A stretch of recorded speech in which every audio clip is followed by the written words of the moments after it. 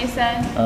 You can see that there's like a pyramid-like form that repeats throughout time, especially in the Renaissance, but it's used greatly in this painting. There's a pyramidal form that's sort of very traditional, but here being used again to great effect. What's the effect of that? Yes. Could we go about the fact where, well, there's an underlying message where you have the black man on top, and in the society, there's like changes in racial status, especially after the French got their colonies back in Africa. So you have less ideal towards racial status as opposed to survival in this case. Sorry, less ideal toward what? Well, like rather than being racist, these people don't really care. They just want to be saved. So. Right. So maybe they pushed him up. Maybe they pushed him to the top because he was the darkest. Maybe he would be the easiest on the scene. Don't think so. I mean, think about the sketch. Think about Jericho is constructing this image. This is not a photograph. This is not a document. This is not what it looked like. This is Jericho choosing to do this. So it's not about reality. And that's something you always have to remember in these paintings, is that the painter gets to make all decisions. Nothing is random in these paintings. They only talk about photography, where we are going to see some random things. But at this point, painting, it's not random. Jericho chooses to put Jean-Charles at the apex of the pyramid. So what's he saying with that? Yes. He's making a commentary about, the freedom of black people in French society. That this is something to do with, we're all oppressed until everyone is free, essentially. So he has us speaking of hope as we follow this painting from despair to hope. We have this figure of this black man as the most hopeful. What are they all looking at? Ship. The ship, yeah? You can barely see way off in the distance. Why did Jericho make the ship so far in the distance? Yes? Shows how utterly hopeless everyone is. Yeah, to increase this idea of hopelessness of the situation. Someone mentioned earlier that this is a history painting that depicts a tragedy. What's unusual about that? Yes? History paintings usually feature triumph and victors. Okay, history paintings usually feature triumph. Absolutely. Grand narratives, big ideas. And here Jericho is saying, I'm taking a moment that's completely scandalous, that the French government would never want me to monumentalize or immortalize or put up in the salon for everyone to see what happened. And so this is a very different conception about history painting at this time, and we're sort of moving toward the death of history painting. Anything else about this painting that's interesting? Yeah? Has the diagonal composition been? The diagonal composition has been mentioned. Okay. Yeah? Do you want to elaborate on it? Oh, everything is gravitating towards apex, which is I don't know. What? It's almost like pyramidal. Yeah. construction. And there's almost there's this very strong diagonal, but there's also this one too. I saw a hand in the back. Yeah. This painting was really huge. Like in your face. Yeah, when a painting's really big, what's the painter saying? Look at me. This is really important. Look at this. It's really important. Yes, you can't show me in the rug, look at me. This is important. All of a sudden we're saying this is really important. And history paintings were often very large. And because of this. And also remember the salon picture. Where is this painting going to be displayed? At the top. So you have to have people be able to see it from a great height. Yes. Just a question. This is the final product of Jericho. Yes. The others were just sketches. The others were Jericho's process. Yeah. Oh, Yeah? I thought there were episodes. Well, that was him trying to conceive of how to make this painting. He goes through steps. He didn't just start with a big canvas and say, like, I'm just going to do this right now. He was like, what do I want on that canvas? How do I want it to look? So that was the process. Those were the steps he goes through. Yeah.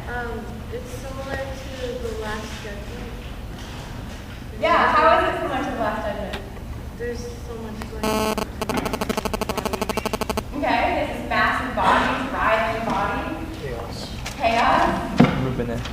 And what? It's Ruben. Rubenesque? What made you say that? Well, not well.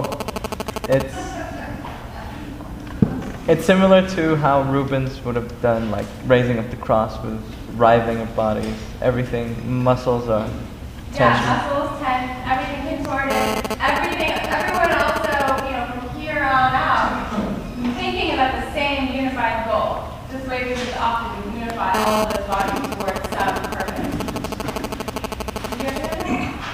I was going to mention a kind of phasing of hopelessness to Yeah, so and Jericho does not just have this moment of hopefulness. He shows the dead, he shows the destruction, he shows the despair. So he's not erasing that part of the story. He's thinking about how do I acknowledge that this is a complete tragedy and not just some exciting moment when they were actually saved, but it's this horrible, long, almost 2-week ordeal that these people have gone through. And so he's showing that this is the passage of time, the passage of feelings from despair to hope. So he does end on a good note, but he's not going to cover up what's gone on to these people. Really?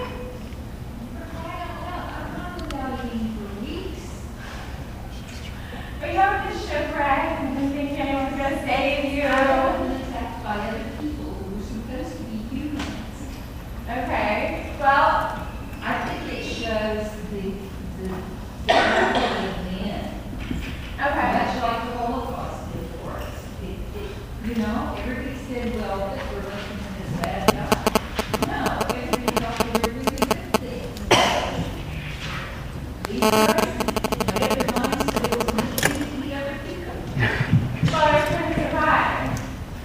I don't think it's comparable to the Holocaust. They're going to survive. That's my Just because they're trying But to. they don't know that.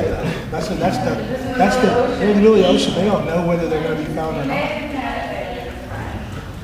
And if you think it was 150 people on the track, only 15 people survived. And again, really only 10 of us lived on and number here.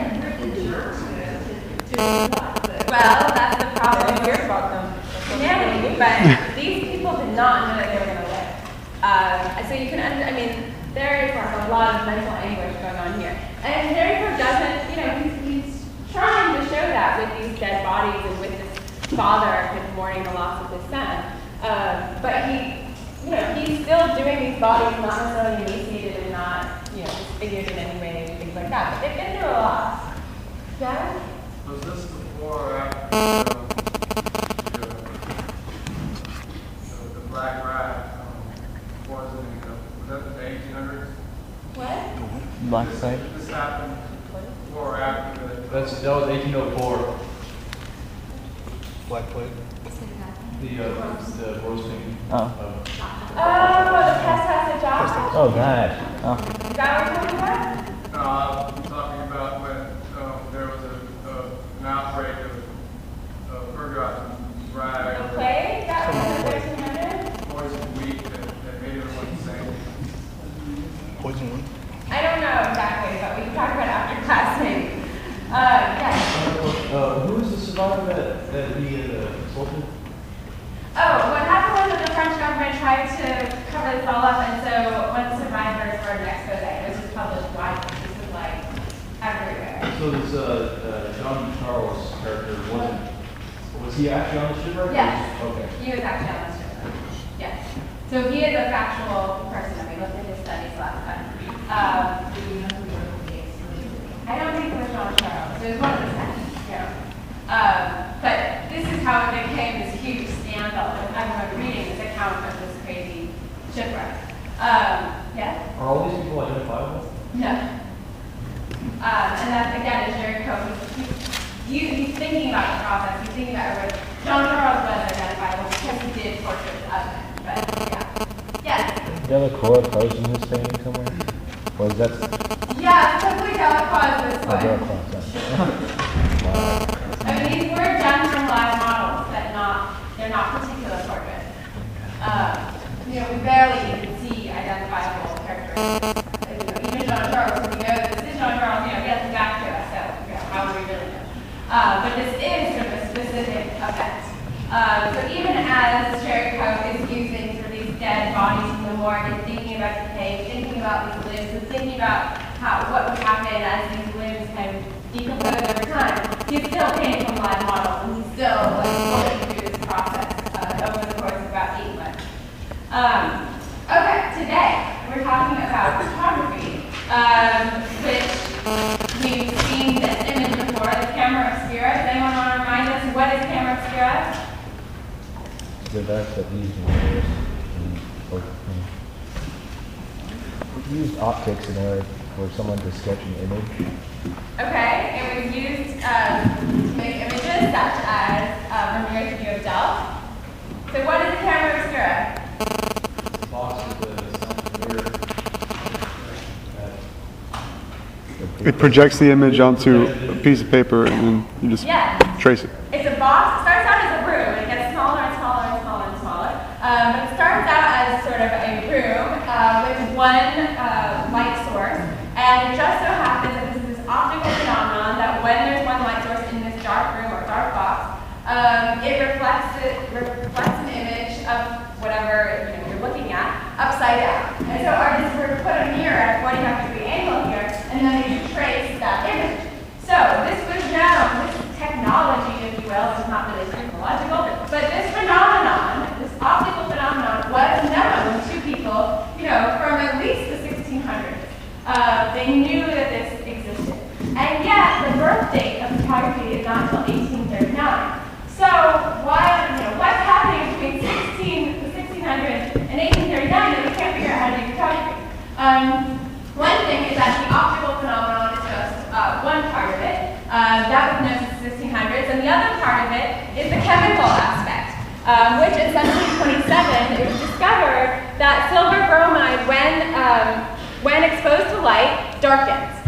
So they know that this phenomenon occurs, this chemical interaction occurs, that when you expose this silver to light, it's going to darken, it would turn purple. And they did experiments where they put silver and chalk and whatnot in like a vial and put it out in the sunlight, and you can see that it'll darken. You can put a little stencil over it and you get a nice pattern and things like that. You expose it to heat, fire, it doesn't happen. So they deduced that it's because of light.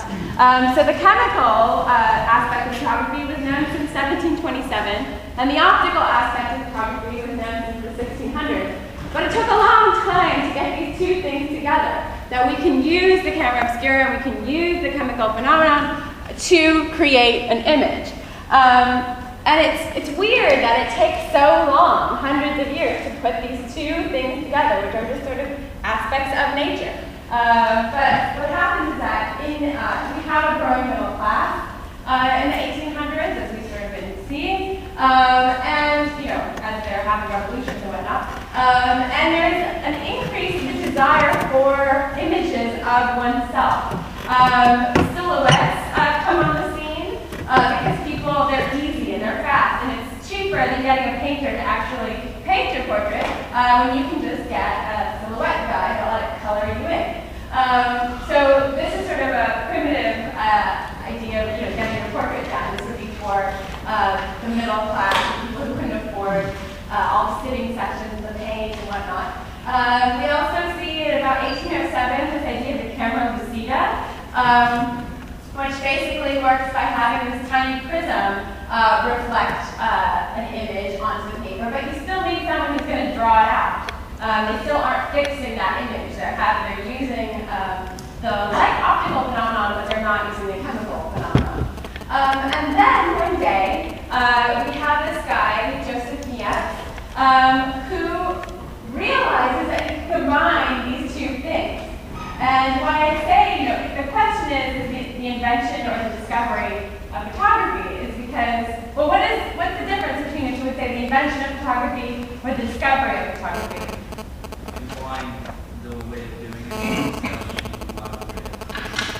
Okay, what do you mean by that? What invention mean? Like, the CISO, you're saying silver bromide, like, they understand the concept that if you expose light to it with a stencil over it, this will happen, but actually, like, getting it through a lens with that, I guess, makeshift stencil of what you're trying to photograph is implying. Okay. The difference is whether you create something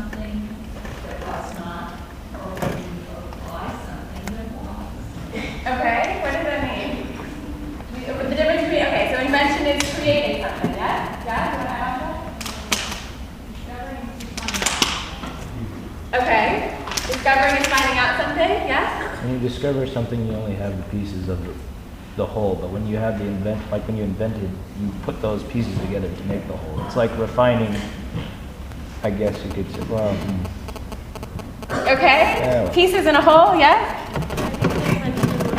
Putting everything together and actually making a photograph. Okay. Invention is putting everything together, yes? I think it's, so the process was put together so they could repeat it and add it for one. Because a lot of these people that work, there were several different people that worked with photography Yes. and different elements, but they were doing different Yes. things with. Photography had lots of different people working right about the same time, racing kind of to the finish line to patent photography first. But part of the reason that they were able to invent or discover it at the same time is because it wasn't something that was inventable. Invention, as we were saying, is a creation, right? You can invent the telephone, but you can't. Can you invent gravity? No, we call that discovery, right? We discovered gravity. Gravity already existed, and then you discover it. But you don't invent gravity, and that's why it's this question with photography. Do you have any hand? I was going to say you can discover your first principle, but you have to invent the product. So they would invent the device, the camera itself, the principle of photography. Well, we're looking at the first, this already existed, Right. and yet it wasn't photography. I think it's an interesting question. Like, this is the first primitive camera applied. You take one optical phenomenon, you take another chemical phenomenon, you put them together. So this is why I think it's an interesting question to say, are we discovering photography because we're just putting two things that sort of exist in nature together to make this product, or are we inventing it because people didn't know how to put these two things together? Yes? Okay, you're asking the question, what's the difference between invention and discovery? Yes. Yes, when you discover something, you find out it exists. Like you find out that you can contract light and trace it and transfer it to paper, correct? And inventing is when you form a method to actually do that without manually working, pointing. Yes, inventing is this idea of creating something new, absolutely. And then discovering is something that's already there. And that's why I'm saying photography has a very ambiguous beginning, because it is just natural phenomenon put together to create this idea of photography. Which the first person, and many different men were doing this right around the same time. The first person we're going to talk about is Niepce. This is probably one of the oldest photographs. So he called it a heliograph, sun writing. And what Niepce did is that he did manage to put these things together, the camera obscura and a plate on which it would refract that light, and he exposed the plate for 8 hours. So he's waiting sort of for this image to appear.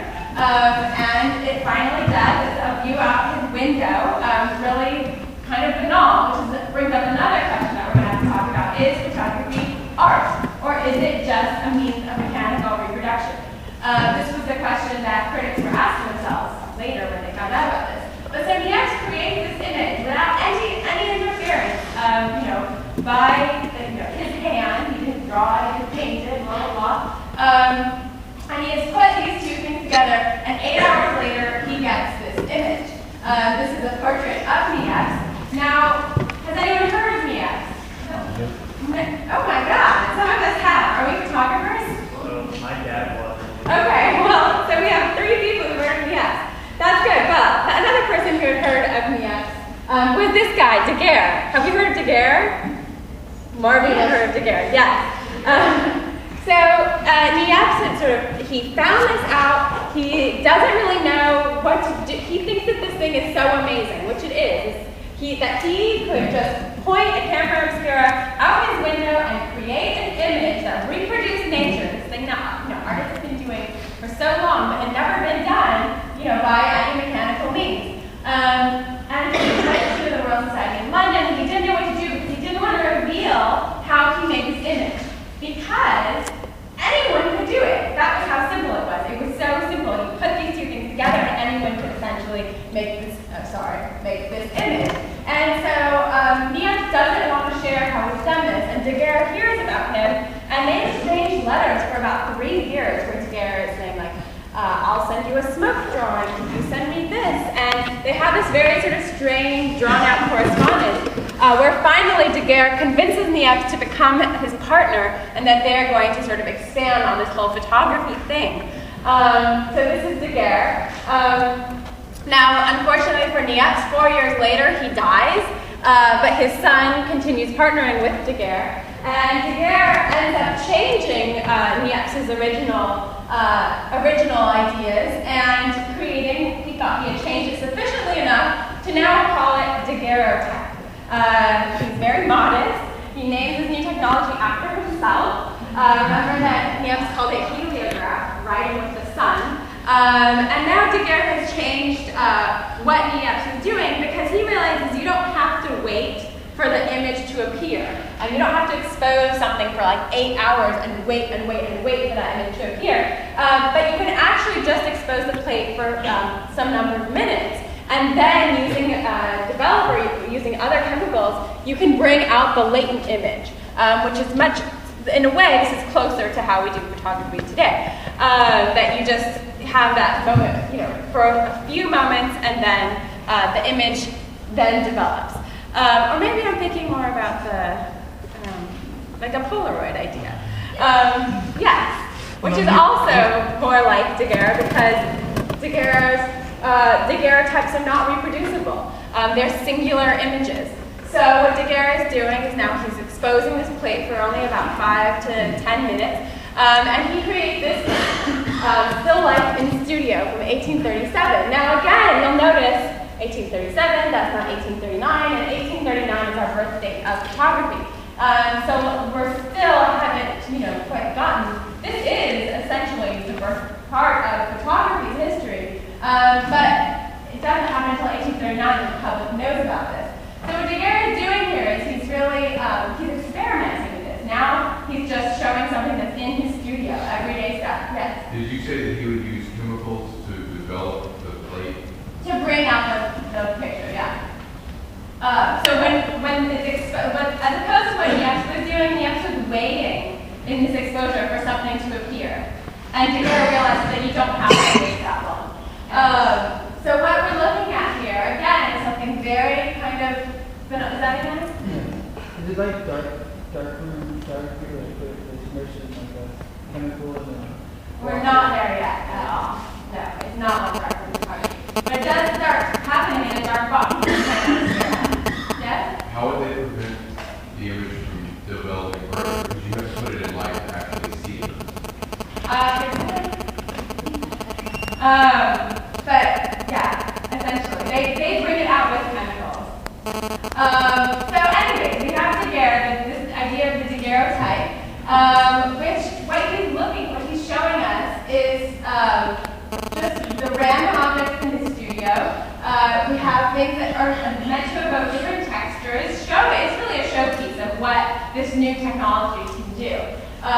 Even if calling it technology might even be a misnomer. But he's showing us, here's the texture of this water jug. He's showing us, here's a little, where we've seen paintings and paintings before. Now we have sort of a photographic image of some sort of framed image. Which is, he's also kind of making that play. He's showing us plastic caps. These are all sort of, in a way, props for artists. So it's an interesting image of what he's showing us, he's chosen to do. But this, again, wasn't necessarily something that he was trying to make into art. This was just pure experimentation. The idea that you could capture a realistic copy of the world with not much effort on your own part was a crazy new idea. And so what Daguerre and Niepce's son do is that they end up selling this technology, revealing this technology to the French government in 1839. And this is why we have 1839 as the birth date of photography. Because remember, even though Niepce sort of had been experimenting this since 1826, and Daguerre makes that image in 1837, still they didn't know what to do with it. They tried to They tried to sell it by subscription, where they say like, we have this crazy new thing, we can make a reproducible image of nature with without the artist's hand, but no one will buy it because nobody believes it. So nobody's gonna right away and try to buy this thing. So instead what they do is they negotiate with the French government to sell the patent to explain the technology of this new phenomenon, and the French government gives Daguerre and Niepce an annuity of, in Daguerre's case, it was 6,000 francs a year for life for selling this thing. Niepce got 4,000 francs. In part because Daguerre also gave away the secret to the diorama, which was this other phenomenon that was also playing on this reality effect. So that's what happened in France. That's photography in France. And once this technology becomes popular, because they sold the patent, they didn't hang on to it. Everybody, this is daguerreotype mania. Everybody wants their photo taken, right? That's exactly what we were sort of leading up to. They think it's this crazy new thing. You can reproduce nature without using an artist, without paying somebody to do all this stuff for you. So Daguerre writes a manual about how to make a daguerreotype, and it's very popular. Within 5 months, 30 editions appear. So it's incredibly popular. Everybody wants to know how to do this crazy thing, and it's free because you don't have to pay anybody for copyright or anything like that. But everyone complains that it's a manual and it's too technical, and we don't understand. So Daguerre is actually compelled to do a public example of a daguerreotype in French people, so you can show how to do this thing. And this is the product of that. Daguerre exposes this plate for 15 minutes. This is a cloudy day. And this is, the result of this experiment. Again, this is a boulevard in Paris. What's interesting about this photo? We can't call it a photograph yet. But what's interesting about this image? Yes. Well, there's a man in it. Okay, there's a man in it. That means he's probably going to put it in there. Yes. Yeah. So there would have been lots of people, up and down this boulevard, and yet we only see one person. So why do we only see one person?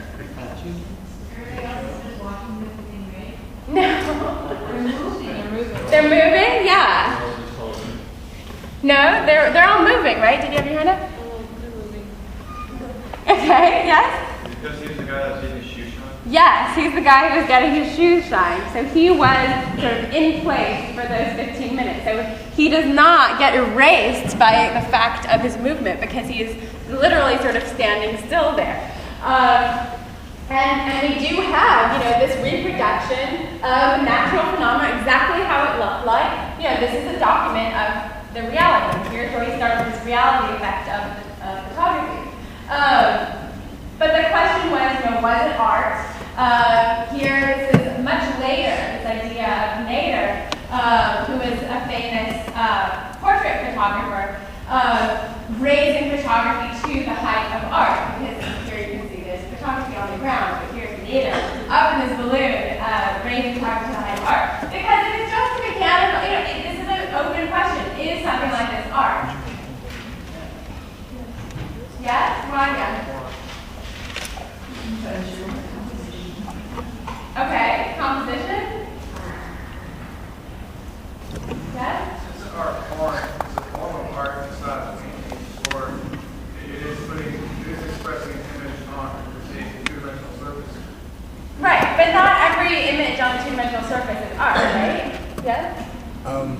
So the birthday of photography was 1839? Yes. Okay, so this was before he sold it? Let's say circa. There's my note. I think this was either right around the time. This is coincidental with. I would say it is art because it's an expression. Is this an expression? I mean, it begs the question, of course, if art, what is art for? What does art do? And part of art had been for centuries given either some kind of moral message, uplifting message. tells us about the world. And here, this is just some guy having to prove that he really has the technology to recreate the street. Yeah? You said that this image was done like you know this before. Yeah, we just had that conversation at the head of the group. Yeah. So this is, let's say this is at the same moment, January 1839, when they're in. As I said, we see the C. The C stands for photograph, which means approximate. Yeah? Okay, is everything that happens in the moment equal art?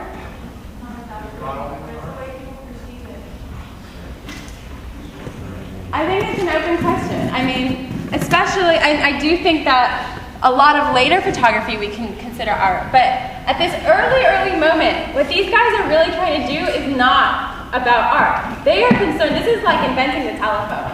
Like, they want to call someone not because of all the sociological phenomena that the telephone has allowed us to do, but because they just want to see if it works. And it does work, and it does reproduce nature exactly as I said. But it's complicated, I think, to call it necessarily art at this moment. It's an open question. I think it's definitely up for debate, and it was up for debate then too, about whether this was art or not. As I mentioned, these are not, well, as I mentioned, the daguerreotype, that image that Daguerre made on that cloudy day, it took 15 minutes. Everyone is erased from it except for the man who stops to shine his shoes. So this didn't really answer the phenomenon, the desire of the public for portraits. Everybody wants portraits, but the daguerreotype wasn't a very good medium for portraits because it took a long time, it was incredibly still, you needed so much light on you that people were like crying because it was so bright. And what it really was good for, though, is sort of landscape. This is an early daguerreotype of Cincinnati. You know, buildings, things that don't move. This is my image to show someone who's like, it's hard to take, this, to do a daguerreotype portrait. It was hard because you need all these mirrors, all these lights on you, and it's just incredibly still. 1840, people had already improved the lens and things like this. The light sensitivity of the plate was increased, which meant you could decrease exposure time. The tones of the plate were softened. So people are playing around with the chemicals on the plate to make the daguerreotype sort of more malleable, more flexible, and really to take portraits, because that's what people really wanted for whatever reason. Herschel is the guy who invented, hypo, which all helped fix the images. And at the same time, of course, all the stuff is going on in France. We have this guy in England, Henry Fox Talbot, and he also, invents this charged word, photography at the same moment as Daguerre and Niepce. But he invents a completely different thing because he has the first negative. So this is really sort of the roots of photography as we know it today. It's a reproducible image. It's a reproducible technology. Now we have digital photography and everything in it. But an education is really still for good. Okay. So wow. Okay. So yeah, this is about film. When you have a negative, you can reproduce that positive image multiple times. All the daguerreotypes are singular images. You expose the plate once and that's it, more like a Polaroid. But what Talbot is doing is different because he's using the negative. And he starts out sort of realizing that he can sort of, again, this transition, realizing that you don't have to wait for the image to appear on this light-sensitive paper. And he's using paper. This is another thing that's different too. But he starts out, putting sort of botanical specimens on light-sensitive paper, exposing it to light. He gets an image. Again, it's hard to call something like this art. This is very much about experimenting with a new phenomenon. This is the Magazine of Science. So what happened? Well, partly what happens is that Talbot hears about Daguerre, and he rushes off to London to say, like, wait a second, I'm patenting my version of photography. And that's exactly what he does. So his version of photography only he gets to use. Whereas the daguerreotype is a free-for-all because Daguerre gave the technology, away and didn't copyright it because he sold it to the government. So here we have the magazine of Science, publishing all these images. So this is not, again, this is not an art magazine. This is just, the new technology is going to be used in different ways. And in this situation, it was thought to, we're going to use this in a scientific way. This really helps us understand, botany better because we can actually sort of see this. This is better than people going out and drawing pictures of plants. Now we have actual photographs of plants. This is just to illustrate some of the differences between the daguerreotype and what Henry Fox Talbot was doing. The daguerreotype was sort of more pristine, more clear, I guess, more precise, that's a better word, more precise. Talbot's was a little bit more fuzzy, but Talbot was using this idea of the negative positive, so we can make multiple copies, whereas the daguerreotype was just a single thing. It couldn't be reproduced. And part of this hallmark of photography is its reproducibility, which is much more in line with Talbot's technology. The other problem with the daguerreotype was that it was fragile. It could be broken.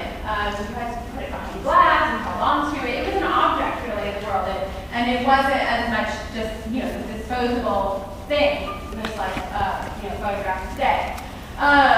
If we even have photographs today, now this is on a computer anyhow.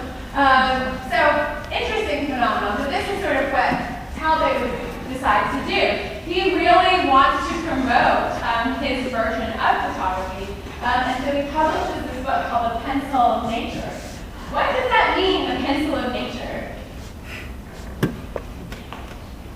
What's the connotation of naming something the pencil of nature? Yes? Since you're using naturally occurring substances to make an image, it's nature's making it. Okay, so the nature part of that is that he's saying nature is making the image. Nature provides the image. The image is out there in nature, right? Yes? He's using the term pencil, which is a media, like oil painting, so this is another media, is what he's promoting, I think.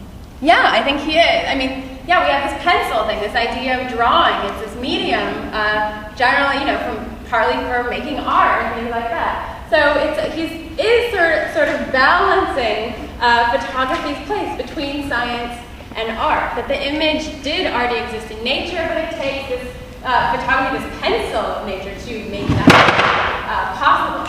And so this is a page from that book where we see him showing what photography, his version of photography, can do. One of which is he's showing us little objects. Here he's showing us this is the open door. Now he really is sort of trying to make images that look like art. What do we get when we look at a photograph like this? Do you guys agree? Does this look like art? A mood? Yeah, it looks like he's trying to set a scene, like he placed that room there, or he saw it. Mm-hmm. Very good, yeah. He's setting a scene, he placed the room there, yeah. And there's all kinds of perspectives and shadows, the line going into the room to give it more of a three-dimensional look, like the old artists used to do. Yeah, he's using sort of perspective, the door is open, he's using shadow. Everybody agrees he's creating this kind of mood, trying to open the door, we don't know what's through the door, we see framing devices, the room is in our path, we're visiting luck. I mean, this very much is sort of reminiscent of a lot of this kind of Dutch genre scene, where we're just like having paintings of everyday life. He also does images like this, a haystack, where again he's showing us these kinds of images of everyday life, but trying again to sort of make this more like a painting, even of course as it's a photograph. But you can see that later Monet was going to also take up this theme that this is the idea of a haystack is not something that can't be translated into painting or things like that. But this was sort of, we'll get to Monet I think in 2 weeks. But this is sort of Talbot creating photographs staging photographs, really, to try to say, like, this doesn't have to just document something. This can sort of speak poetically to us. And then there's this guy, Hippolyte Bayer, who plays with this idea of the reality effect. Because, of course, you know, the way photography is being sold, and especially the way it's represented here, is that a photograph is nature. A photograph really happened. This is in the days before Photoshop. If you saw a picture of somebody in that place, they were in that place. That was your document. It was real life. And even, you know, right away, almost, this guy, Hippolyte Bayer, is already toying with that idea that a photograph is reality. And says, well, wait a second, you know, I'm going to pose as a drowning. I'm going to pose as someone dead, even though obviously I'm not dead. So we have this already, this play using the reality aspect of photography to sort of say, well, maybe we should be a little mistrustful of this new technology. Maybe we can manipulate it in different ways, which of course later, you know, we get Photoshop, we get collage, we get all of these things that hadn't really been done before. But there was initially already this mistrust of the reality effect. Again, we had these classic concepts like floating in air. So already, you know, primitive ideas of manipulating the straight one-to-one correlation of reality photograph has already kind of been disrupted very early on in photography's history. Now, again, the question, these are just examples of what daguerreotypes were used for. Early on, we're doing very microscopic pictures and things like that. The opposite, we have daguerreotypes of the moon. We have the, you know, more scientific phenomenon. You can show solar eclipse, things like this. So it's very interesting how photography kind of disseminated both sort of as something people were dying for portraits, but also in science. This is just later, 1860s, all the photography studios along the street, that this was something that people really, really took off. And artists, of course, also used photography. Well, you know, as soon as there's photography, you know, we get softcore porn. And so sometimes these are called sort of studies for paintings, right? Yeah, so you can take that with a grain of salt, but we do have you know, different poses of women, and of course these were also in circulation. This one is you know, Delacroix saying it's a draped model, because now maybe we don't need a lot of models anymore. Maybe we can just take a photograph and paint from that, things like that. But you can see sort of all these different uses of photography. People don't know exactly quite what to do with it. This, I can't remember if we got, I don't think we got to this last time we were talking about Aang, but a lot of these sort of poses come from paintings and kind of vice versa. So it wasn't just, oh, you know, we have, we can just, you know, take a picture of this woman, but we see, you know, images of nude women in the history of art, and they were taking photographs to kind of match that. So this was sort of a two-way street. Aang's Odalisque is from 1814. Now, Aang is still this fantasy of a woman in a harem, you know, for this French audience. He's, you know, it's not anatomically correct. Her spine has been much commented on that it's like 2 vertebrae too long. But it's still sort of art as fantasy, and very similar to these early days of photography, also using, you know, but now we don't need painting anymore in this case. Now we can just have, you know, the reality effect that becomes kind of jarring. Other examples of that, you know, we get a lot of these that are supposed to be kind of tasteful because maybe they would be used for artists, but really they are, you know, they are what they are. Here's one also supposed to be in this album of Delacroix, that these models can now pose once and they don't have to sit all day for a painter and things like that. So there's this sort of mix in between photography and painting. This man, Oscar Reglander, did this composite photograph from, I think, about 37 different negatives. And he really was trying to make photography look like painting, behave in the same way that painting did. He calls this the 2 ways of life. Can anyone tell what the 2 ways of life are? Okay, so dressed and undressed. Yeah, that's pretty much it. We have virtue and vice. What he's trying to show us here is an image of piety and things like this, and vice, where we have prostitution, gambling, all of these sort of bad things going on. And this is supposed to be, photography now, a photograph that has a moral message. Remember this is an allegory, right? Where there's two ways of life. It's giving us this moral message. Here's the father, his two sons. They're going to go off and experience very different versions of life. Obviously, we should be virtuous and not go to the vice side. But this is a photograph with a moral message, which, as we've seen, most of these photographs do not have moral messages. He's trying to make photography into something that painting was supposed to do. Painting was high art, and photography, we didn't know what photography was going to turn into. But this is the attack, anyways. And it was sort of scandalous, because we see naked women in a photograph. Now, we've seen naked women in art all over the place, right? Right? Yes, and yet, naked women in photography was a totally different thing. That this is sort of verging on, testing people's morality levels because of that reality effect. Because all of a sudden, a naked woman in art, well, she's, it's painted, it's not real. Even if there was a model, the whole thing didn't happen this way.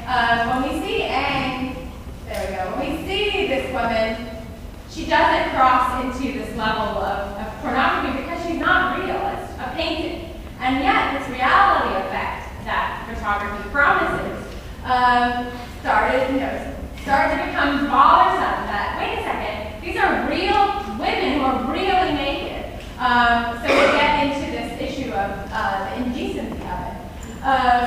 Just something to think about. Then we have later, and we'll return to this idea of photography and art. We have women like Julia Margaret Cameron, who is trying to make photography look like art. Here we have sort of soft focus.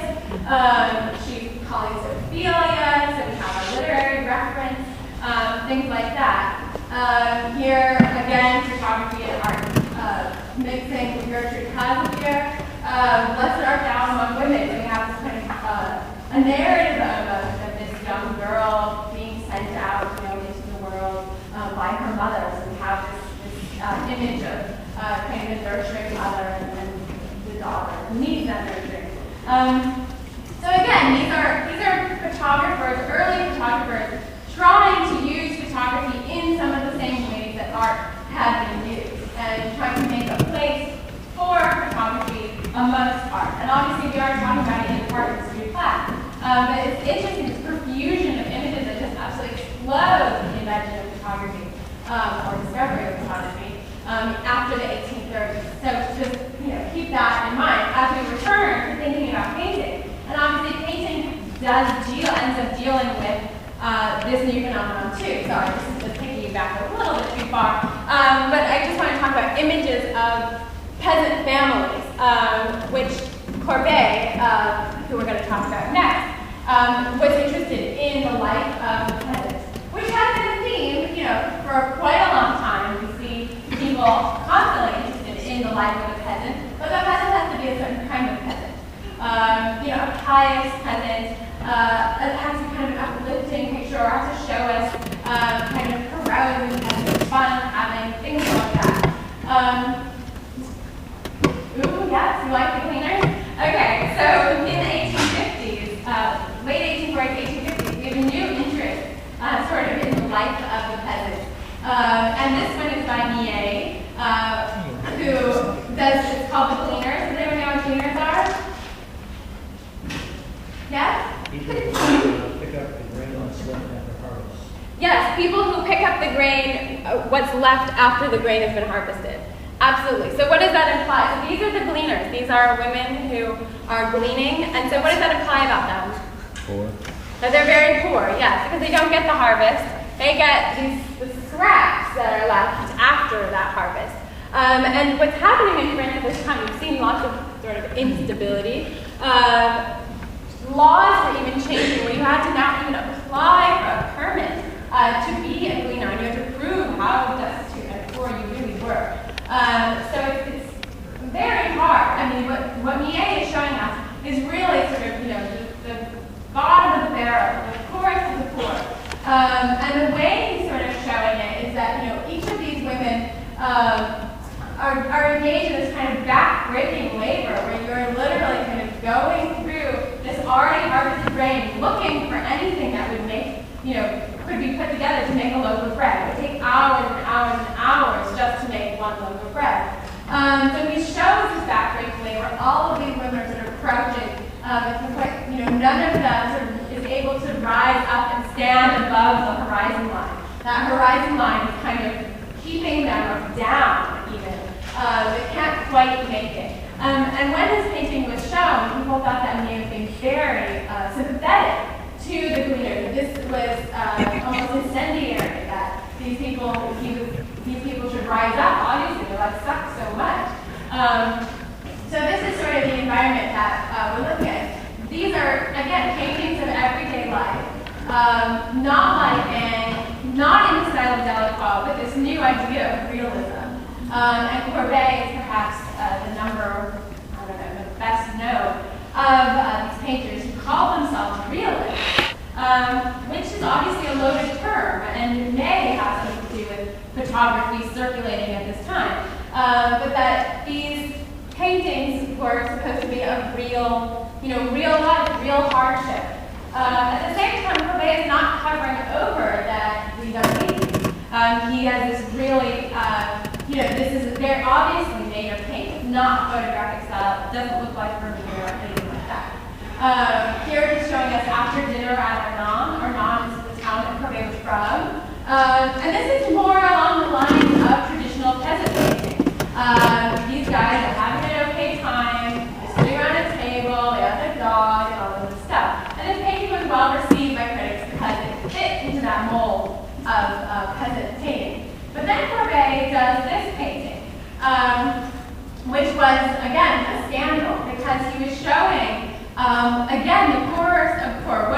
These are called the stonebreakers. Does anyone know what stonebreakers are? What were they doing? Yes.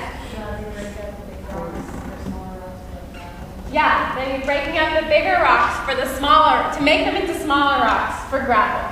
Again, back-breaking labor. This is the bottom of the bottom. And Courbet sort of passes them along the road and is very intrigued by what they're doing and how dirty and gritty they work. And he invites them to the studio and he paints them. Yes? Who would the market for? The what? Who would the market for? Who would they sell the paintings to? Sometimes, Courbet was exhibiting in the Salon, and then at some point when the Salon was canceled, he opened up his pavilion of realism and showed it in that. It was the public, essentially, but it was also the Academy.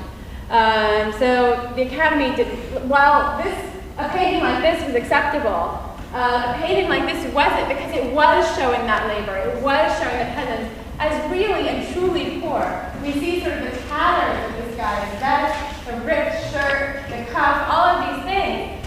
Courbet isn't covering it over. It's not this sort of jovial image or pleasing image of peasantry. And he's giving us almost this life cycle of the peasant. It's like from the moment you're born until you die, here's what you're going to be doing. Crouching at the side of the road in this dusty heat, breaking big stones into small stones. Endless, right? It seems, it's sad what he's basically showing us. And people thought this was too sympathetic, just as with me and Gleaner, this was too sympathetic to the peasants. That this could incite, an uprising, which there had been many uprisings in France at this time on the part of the peasants. You can also see sort of the framing that Courbet is doing. The tools of the trade kind of, sort of just caught in between, work and the body, the laboring of the body is all the body essentially is good for. But these are also two anonymous people. They're not portraits. Courbet doesn't try to show their faces.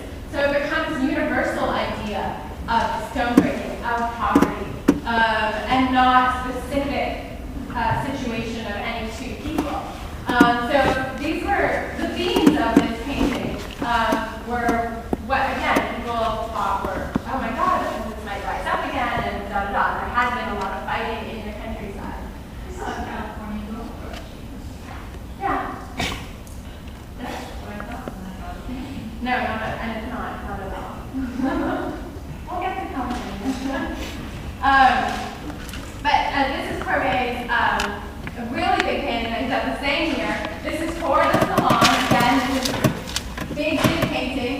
21 feet by 10 feet. The Stonebreaker, by the way, is also very large, but it's only like 10 by something.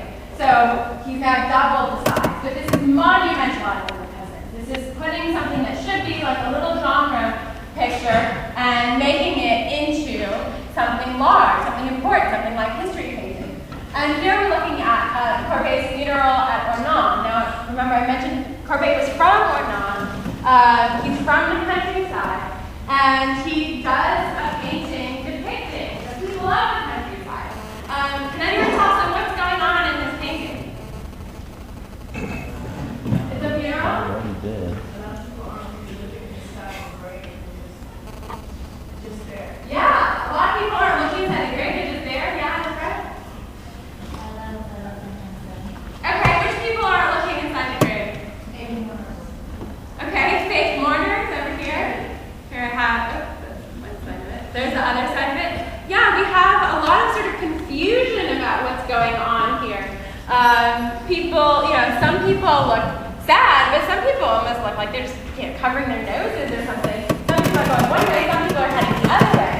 So this is a very kind of confusing thing. Also, whose funeral is it? Mine? Okay, we don't know, so we don't know who specifically has died. But yeah, in terms of, where that placement of the grave is, it's in the viewer's face. Half of it is depicted, and then the rest of it, it implies that if we are standing in front of this painting, maybe this is our funeral. But mainly, we just have no idea. So usually when we would see something like the coronation of Napoleon, something that's on this scale, something that's huge, well, it implies that something important is going on. But is anything important going on here? What's that? Okay, well, it's actually not in the background, which is another weird thing about the painting, is that this guy is holding it. Yeah. Not you. Right, but this painting is meant to be ambiguous. We're meant to sort of look at it and not know whose funeral it is and not know why all these people are there. And it doesn't represent grief. It doesn't represent something that we would normally think about at a funeral, sadness. These people look kind of confused. We have sort of, a comment on the clergy. They have these big red noses. They might look drunk. They're not necessarily even paying attention to what's going on. We have these guys. They're looking off in the distance. The kid's not paying attention. The dog isn't even paying attention. No one really cares. All these people have assembled for a funeral, and yet that funeral isn't really of any importance. It's just regular, everyday thing. So Courbet is kind of belittling, this idea of the monumental history painting having some again, as with Jericho, it doesn't have an uplifting message. It's not even saying much of anything at all, except that we don't really know why we gathered here. It's just sort of out of habit, and we don't know whose funeral this is. We don't know why we're here, and we have, these people. Yeah. Are those guys rabbis? No, they're not supposed to be. They're supposed to be members of the clergy. Yeah, but cardinal. Yeah? Would you say he's making a mockery? I'm talking about guys in the black. That's a good question. Is he making a mockery of what? In the black hats. Maybe a mockery of, the royalty or upper class? Okay. Do you have any? I think he's just making fun of small town kind of mentality, because you do get a lot of these people that go just to go to funerals, like kind of gossipy events. Okay, this is a gossipy event. This is something this is the most interesting thing that's happening? Yeah, so that's the one. Nothing's really happening. Okay, nothing's happening. This is, yeah? He tends to paint peasants, right? Yeah. So is he drawing some sort of distinction between the difference in a peasant's funeral and somebody who doesn't know who he's at? Perhaps, yeah. He could be drawing a distinction between a peasant's funeral and somebody of importance. The peasant population is so larger, normally you'll have the death of a peasant much more often than someone in a royal family, right? Okay. Yeah, this is not like a big official fanfare of any kind of funeral. This is part of daily life. But in a way, I think that question of mockery is interesting. And I'm not even sure if it's mocking peasant life or if it's just mocking even the academy and what a history painting really is. A history painting is supposed to be something that's on this big scale, that's announcing its importance, that you're supposed to look at and you're supposed to take something away. There should be a take-home message, right? And here we don't have a take-home message. We're just kind of caught in the ambiguity, and we have to deal with that. And this is sort of why sometimes people think of Courbet as sort of one of the first modern painters, because he's giving us this big scene of daily life, but it's just daily life. It's just what might go on. And people kind of seem ridiculous, like these cardinals seem kind of ridiculous, and this guy in the blue socks is kind of ridiculous. And some people have read this as a reference to Courbet's grandfather who would have grandfather, I think, who would have fought in the Revolution of 1789, but, it's unclear if that's really what he's intending to reference all these different revolutions or not. And I don't think it's very personal. There's no evoking of any kind of emotion that you would normally associate with funerals. And then when we get to this part, if anyone's seen this painting in person, the way he glazed the paint is so shiny and so bright that it's just a big blob of black. That this is actually, you got a lot more information in this case, looking at this painting via PowerPoint or in your book, than you would in person, because it's just shining at you, and you can't see, there's no distinction in the bodies or anything. It's just like this very strange rows and rows of people kind of spread out chaotically. There's no order to this composition. This is not like something that Ang would ever dream of doing. Yes? Comment on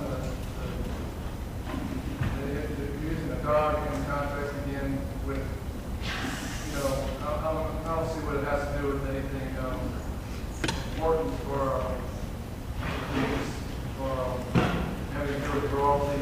The dog doesn't have anything to do with royalty. But maybe it is putting importance on the value of life. And this is a pretty, kind of fairly important funeral, apparently. I imagine royalty were given caskets or stone caskets, but apparently this individual is being put directly in the ground. Well, we don't know. We have no information about this individual. We don't know whose funeral this is. We don't know anything about anything except that this group of people is gathered, not even necessarily to pay their respects. They seem kind of confused. They're filing in and they're filing out. Is it a Dutch influence here?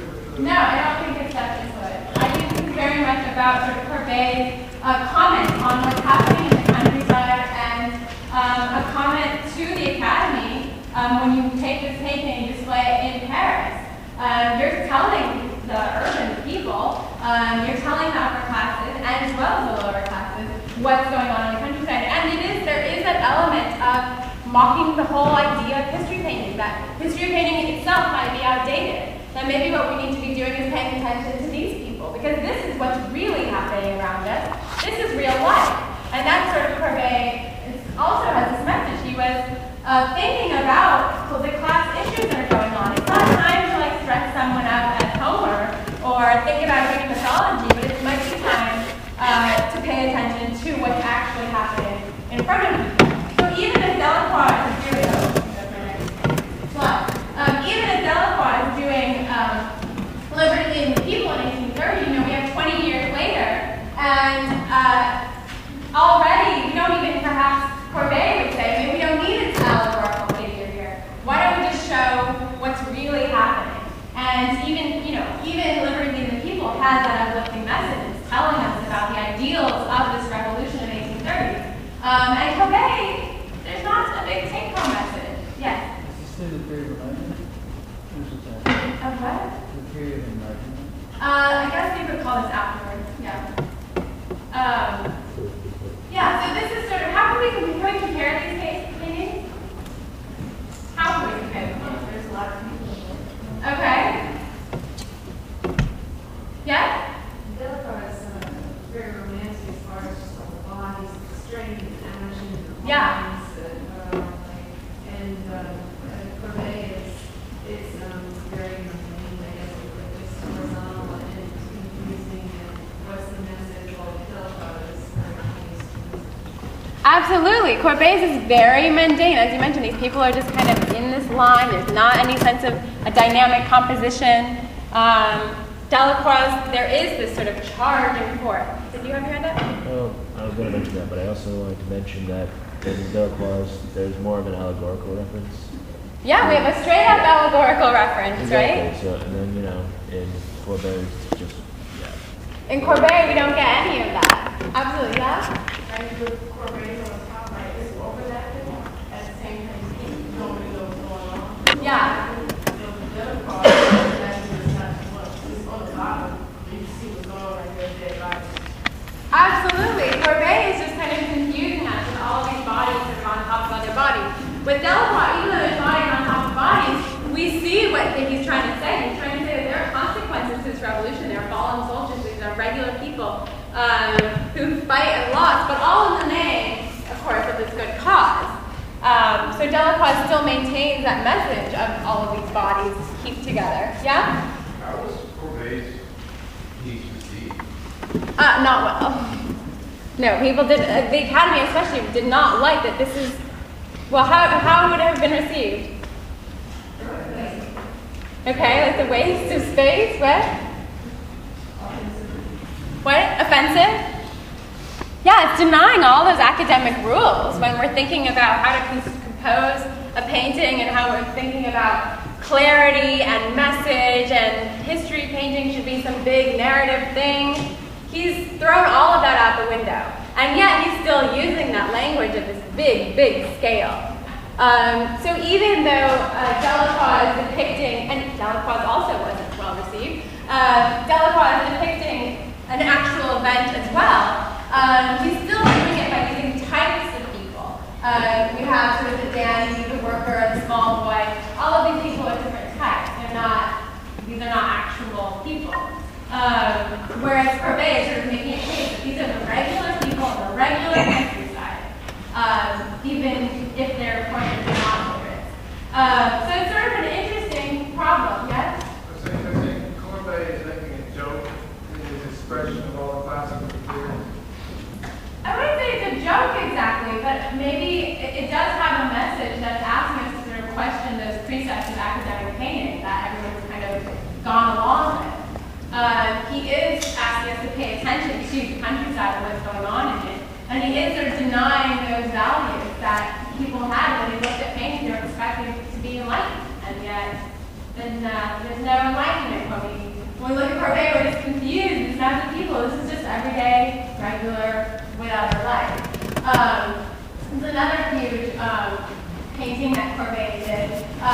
It's his studio, a real allegory summing up 7 years of my artistic life. This was shown in 1855 at the Universal Exposition. So the salon didn't happen in this year. And instead, Courbet sets up this pavilion of realism and shows this painting, which is also extremely big, 20 feet by 12 feet, where he's giving us, again, kind of we don't really understand quite the message. He's on this side of this painting, we have sort of types of people that may have appeared in Courbet's painting.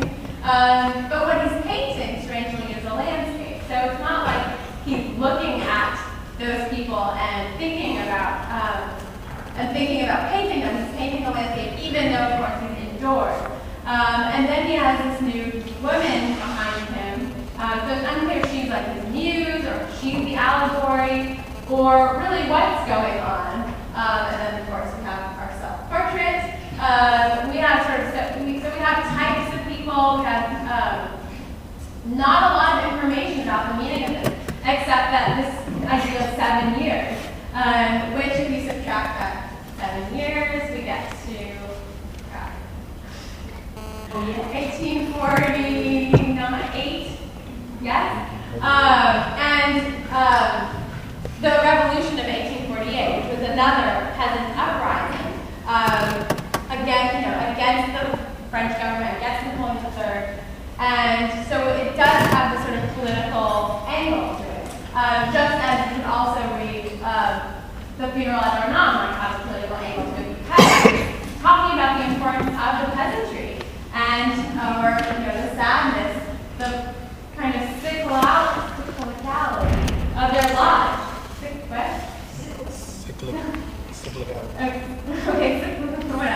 it's cyclical, that you will be born into this and you will die into this, and you will be breaking snow the entire time in between. So there is a political message to Corbet's work, asking people to pay attention to this, and we will see next time also sort of what's going on. But think about this work also, this idea of realism, a conversation perhaps with photography, and with the reality effects of photography and how painting